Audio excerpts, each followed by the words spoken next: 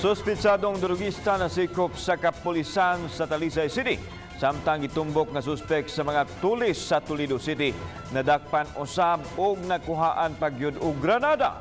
Ang report ni Femari Dumabok. Nasikop kagabi si Glenn Ragosta, 25 anyos, nga gilang high-value individual sa barangay Tabunok, Dakbayan sa Talisay. Mato ni Police Lieutenant Colonel Gerard A. Spilari nga usa ang pangalan ni Ragosta sa motumaw nga tinubdan sa druga sa pipila na nila ka operasyon. Nakuha gikan sa dinakpan ang dulaan sa 40,000 pesos nga balor sa gituhang gidiling drugas ug ang usa ka armas.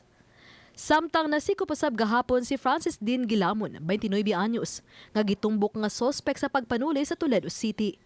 Nakuha siyang posisyon ng duha ka cellphone nga gingong gikan sa mga biktima. Nasakmit usab sa mga pulis ang usa ka armas o granada.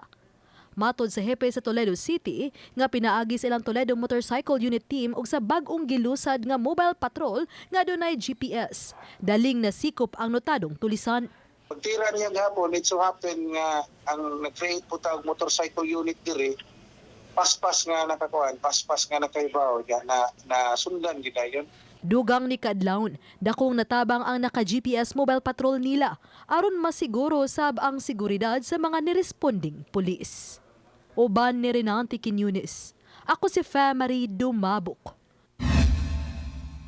Balitang Bisdak.